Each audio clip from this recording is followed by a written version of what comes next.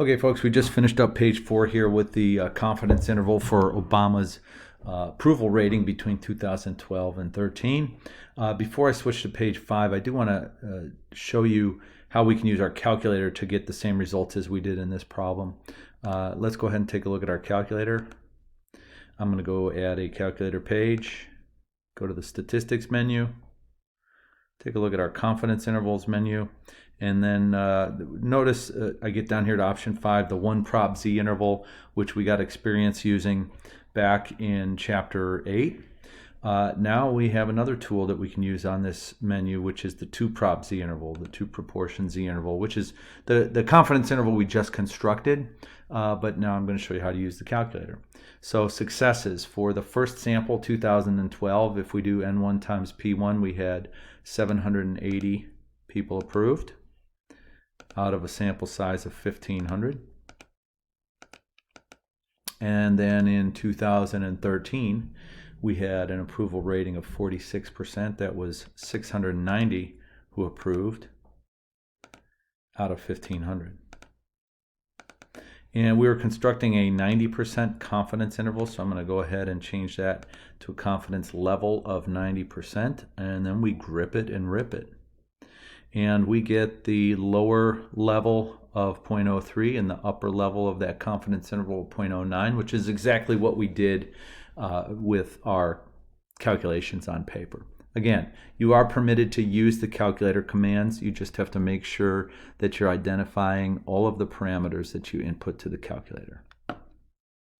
Okay, let's jump back to the notes here for a second. And now I think it's time that we look at this supplementary page which I provided to you in Google Classroom. There are a lot of different intervals and tests in those two calculator menus, so I just want to kind of take a moment to summarize the ones we've used and the ones we are going to use in the future. So I titled this page Inference on the TI Inspire, which commands we can use and which ones we should avoid like the, well, I was going to say avoid like the plague, but considering that I'm recording this during a global pandemic, I probably would choose to not say that. So yeah, let's go ahead and look at the ones we've seen so far. First, we'll look at confidence intervals. This is the a screenshot of the menu for confidence intervals. And this guy over here is a screenshot of the menu for significance tests. All right, so which ones have we used out of the confidence interval section? We have used the one prop z interval, and that was in section 8.2. We also used the t interval, which was in section 8.3.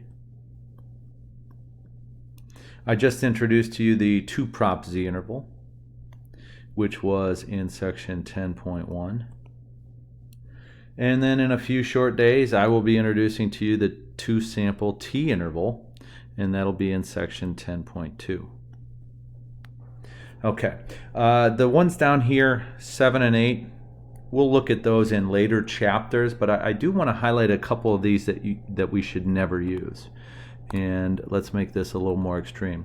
We're never going to use the z interval, and we're never going to use a two sample z interval. And I want to show you a way that you can see a difference. For example, let's look at a two sample z interval versus a two sample t interval in the calculator. I'm going to go ahead and pull those up right now. So let's go menu, statistics, confidence intervals. I know we haven't done this yet, but let's look at two sample t interval. And I'm just going to say stats. And notice it has x bar 1, s sub x 1. And that's where I want to highlight something. Take a look at what happens when we now look at a two sample z interval. So I'm going to cancel out of here. And let's go menu, statistics, confidence intervals. Let's look at the two sample z interval. And I'll say again, our input method will be statistics. Notice what the difference is here. This is the population standard deviation sigma, not the sample standard deviation s sub x. If you recall from back in a previous chapter, we said, hey, it's unlikely that we will know the population standard deviation. We have to use a sample standard deviation as a representative of that value. And what happened when we did that, when we made that substitution, we got more variation than expected, which is why we had to use the wider t distribution than the normal distribution. So again, what does that mean for us as statistics students? It means we have to be careful when we're choosing different inference procedures from our calculator. Anytime you see sigma, back out. Just be safe. All of the inference procedures that we use for means require S sub x, not sigma.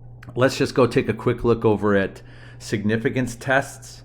And I know we're about to do a significance test here in the notes, and so this is a little bit of a jump ahead. But which ones have we seen so far? We've seen the one prop z test, and we saw that in section 9.2. We've going to do in a few short minutes a two prop z test, and that's in section 10.1, where we're talking about comparing two different proportions.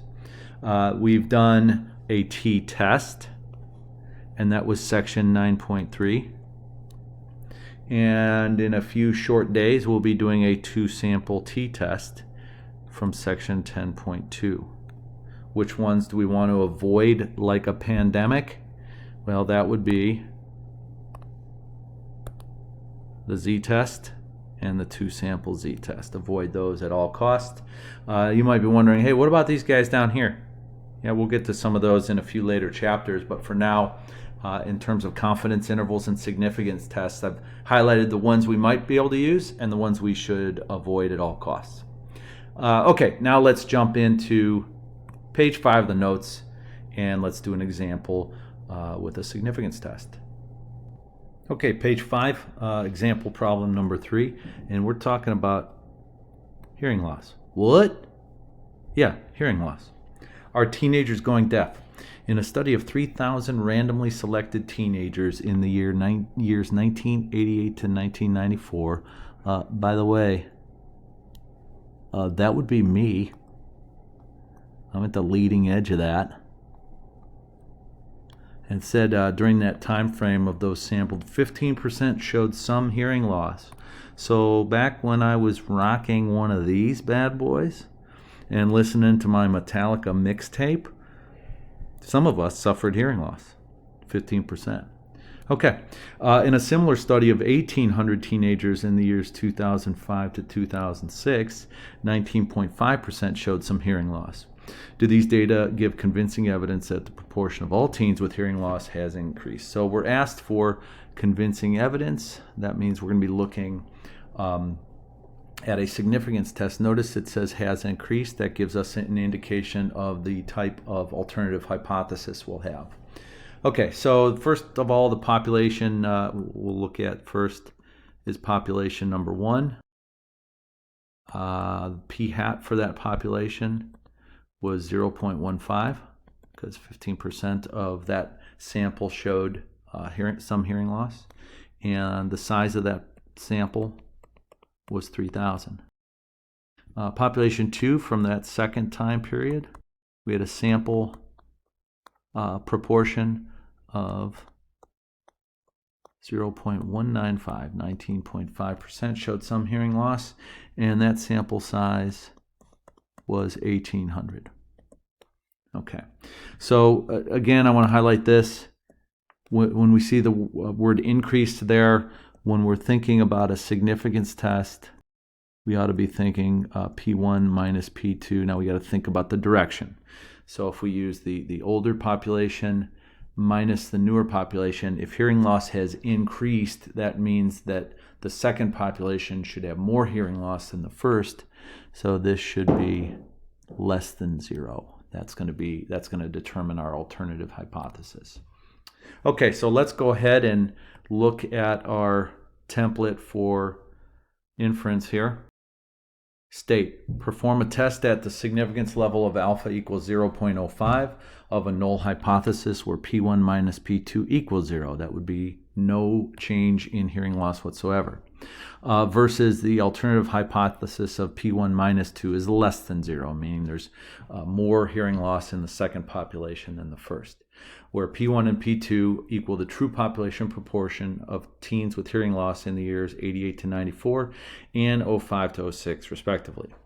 What we're going to do is perform a two-sample z-test if the conditions are met. So let's go ahead and run through our conditions.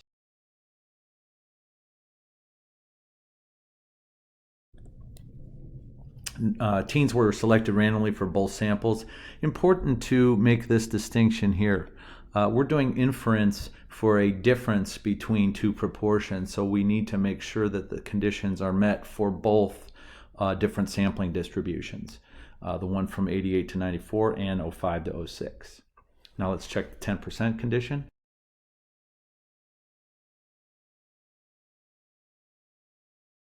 $3,000 and $1,800 or less than 10% of the teen populations in both time periods. Again, make sure you check both because we have two different populations here that we're comparing. Last but not least, we have the large counts condition. Let's check the 1988 to 94 group first.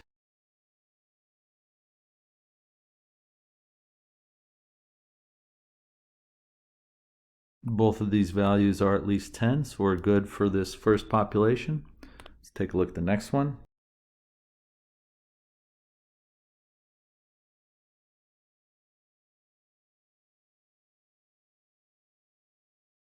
And both of these quantities are at least 10, so we are good to go.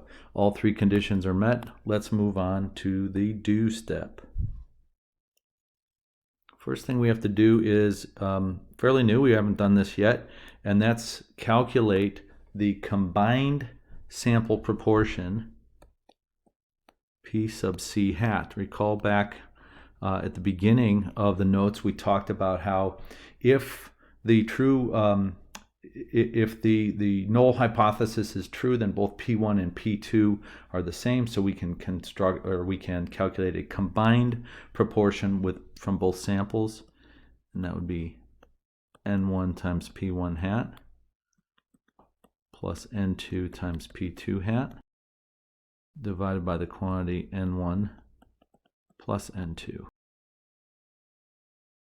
And that'll be 450 plus 351 divided by 3,000 plus 1,800. And there's our pooled or combined sample proportion, 0.1669. Okay, now we calculate a z-score, and the formula we use for that, or two proportion z-test, is this. That's our sample statistic minus our population parameter, and that comes from the null hypothesis.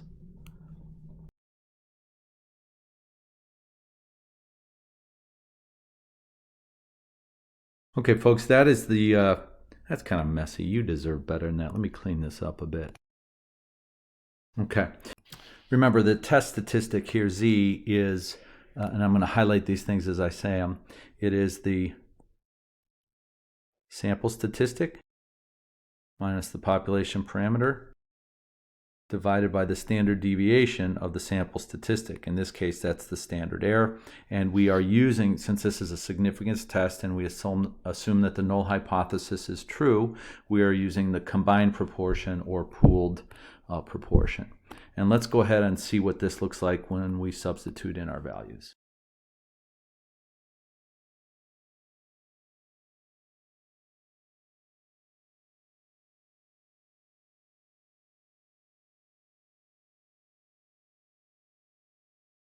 Okay, folks, that's a test statistic of negative 4.048. And if you're thinking like I am, that is pretty far left of the mean. In fact, if I were to think about this from the standpoint of our friend, the normal distribution, we know that we expect the difference to be there. And a test statistic over here of negative 4.048. There's not going to be too much area there to the left of that. Okay, so what we need to do now is calculate a p-value. And the p-value will equal normal CDF from a lower boundary of negative infinity to an upper boundary of that test statistic, negative 4.048, with a mean in the standard normal distribution of 0 and a standard deviation of 1. And that gives us a p-value of 0.00003. And folks, that's essentially 0. That's pretty close to 0. Okay, so let's go ahead and make our conclusion based on this significance test. The p-value of about 0 is certainly less than the significance level of 0.05. So we reject the null. There is convincing evidence that the proportion of teens with hearing loss has increased. Okay, so let's move on to part B of this question.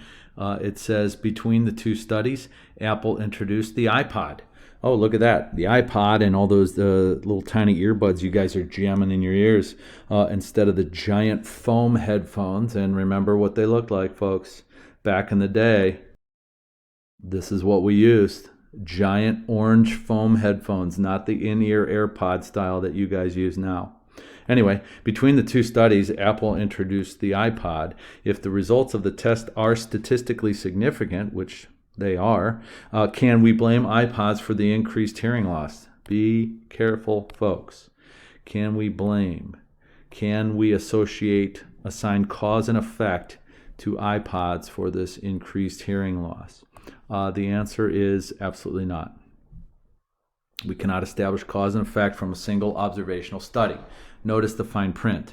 Please don't get tripped up on a question like this. Only a well-designed experiment can show that changes in an explanatory variable caused changes in a response variable. Unless you consider the 5 criteria for establishing causation without experimentation, see page 269 of TPS 5e for further details. All right, that's enough for page 5. Let's shut this down and then move into page 6.